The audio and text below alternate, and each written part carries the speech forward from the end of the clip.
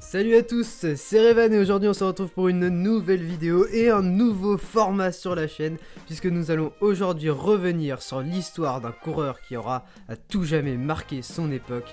Surnommé le pirate et véritable idole dans son pays natal, il a littéralement tout connu durant sa carrière. Il est allé tout en haut, mais hélas, dans la plupart des têtes, sa disparition suspecte en 2004 restera l'événement qui nous viendra à l'esprit lorsqu'il s'agira d'évoquer son nom. Je pense que vous avez compris de qui j'allais parler aujourd'hui. Il s'agit bien sûr de Marco Pantani.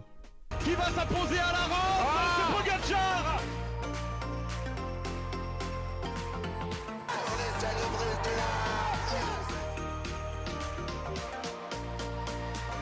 Julien Alaphilippe, champion du monde. 13 janvier 1970, à Cesena, dans la région d'Emilia-Romagna en Italie. Ce jour-là, même si elle ne le sait pas encore, Tonina Pantani donne naissance à l'une des plus grandes idoles transalpines des années 90. Le jeune Marco se passionne très vite pour le cyclisme et à 21 ans, après une victoire dans le Baby Giro, il se fait repérer par l'équipe professionnelle Carrera Jeans du célèbre Claudio Capucci. Après une première saison plutôt convaincante, Marco Pantani explose sur le Tour d'Italie 1994 avec 2 victoires d'étape et une deuxième place au général devant un certain Miguel Indurain. Quelques semaines plus tard, sur les routes du Tour de France, Pantani commence à écrire sa légende en attaquant quasiment à chaque étape, ce qui commence à séduire les amoureux du cyclisme dans le monde entier. À la fin des 3 semaines de course, Pantani termine 3ème au général et remporte le maillot blanc du meilleur jeune. La saison 1995 est beaucoup plus compliquée pour le pirate. Victime d'une chute, il est contraint de ne pas participer au Giro et à la plupart des classiques. Il est néanmoins remis pour le Tour de France où il va remporter 2 étapes, dont une qui aura marqué les esprits de tous les observateurs du cyclisme mondial, à l'Alpe d'Huez où il va signer le record de l'ascension en 37 minutes et 35 secondes. Cette saison se termine hélas de la pire des manières pour Marco, qui va une nouvelle fois chuter sur Milan-Turin. Le verdict est terrible pour l'Italien, double fracture ouverte du tibia péroné et une saison blanche à venir. Pantani revient déterminé comme jamais en 1997. Désormais dans l'équipe Mercatone Uno, l'Italien compte bien nous surprendre. Mais encore une fois, la malchance va le frapper puisqu'il chute sur le Tour d'Italie. Il est contraint d'abandonner et le Tour de France devient le juge de paix de sa saison. Malgré de précieuses secondes perdues en début de Tour de France, Marco retrouve peu à peu des sensations. Il signe une nouvelle victoire historique en haut de l'Alpe d'Huez ainsi qu'une victoire extraordinaire à Morzine.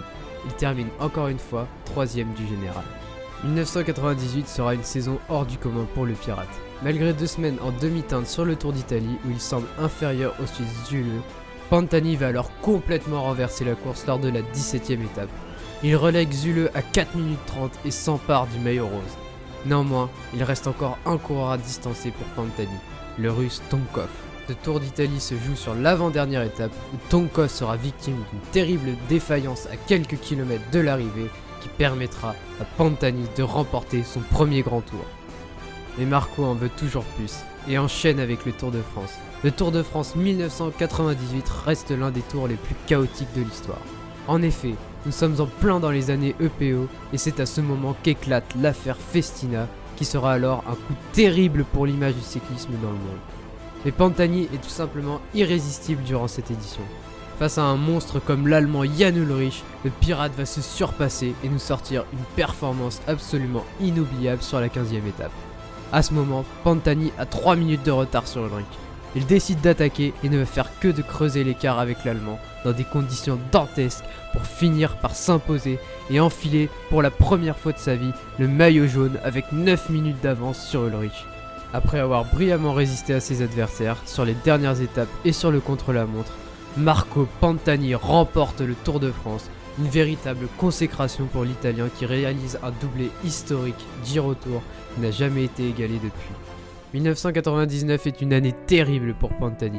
Comme je l'ai dit précédemment, nous sommes en plein dans les années noires du cyclisme et le pirate n'échappe pas à la règle. Alors qu'il réalisait un Giro monstrueux, l'Italien est rattrapé à 2 jours de l'arrivée.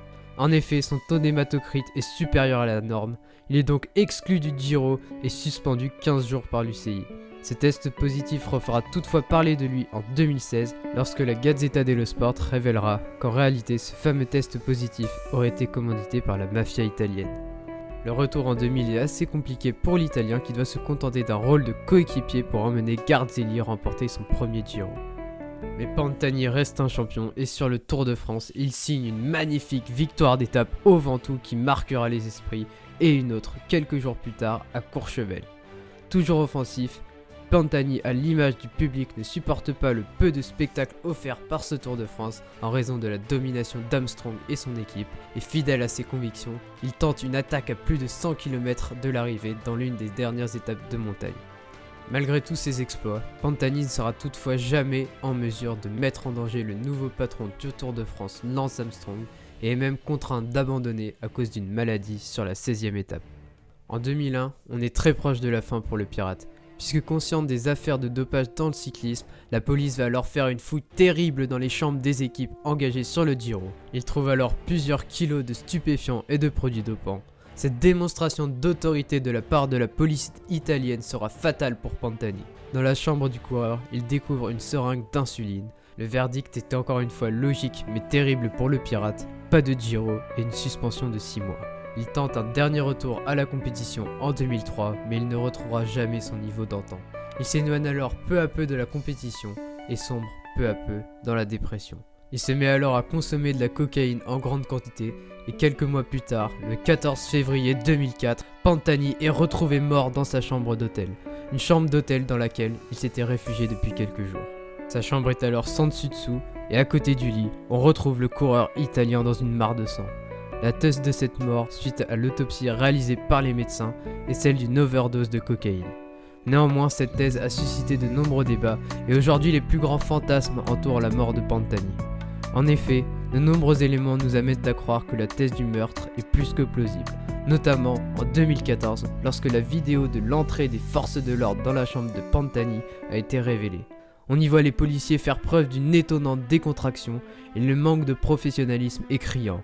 En même temps, quand la nouvelle a été annoncée et connaissant les liens entre Pantani et la drogue, tout le monde trouvait la thèse de l'overdose logique, ce qui expliquerait peut-être pourquoi les policiers ont pris aussi peu de précautions. Une bouteille suspecte avec de la poudre blanche est retrouvée, mais les policiers ne prennent pas d'empreinte. Pire même, les enquêteurs touchent aux objets présents dans la chambre, sans gants. De plus, la réception de l'hôtel a révélé plus tard que Pantani avait téléphoné plusieurs fois 1 heure avant sa mort, en disant « Il y a des gens qui me dérangent, pouvez-vous appeler les gendarmes ?» Les blessures sur le corps de Pantani et la supposée dose de cocaïne prise par le coureur sont jugées par de nombreux experts comme très étranges. Certains évoquent la mafia. La Gazzetta dello Sport ira même jusqu'à titrer « Ils ont tué Pantani ». La mère du coureur, Tonina, elle, reste persuadée que son fils a été assassiné. Qui dit vrai dans cette histoire? Pantani est-il réellement mort d'une overdose comme le disent les médecins? Est-ce un règlement de compte parfaitement dissimulé? En tout cas, à l'heure où l'on se parle, l'enquête réouverte par la famille Pantani en 2014 a finalement abouti sur un non-lieu en 2017, faute de preuves. Néanmoins, les doutes subsistent, surtout que quelques temps avant la réouverture de l'enquête, les organes de Marco et la fameuse bouteille ont été détruits.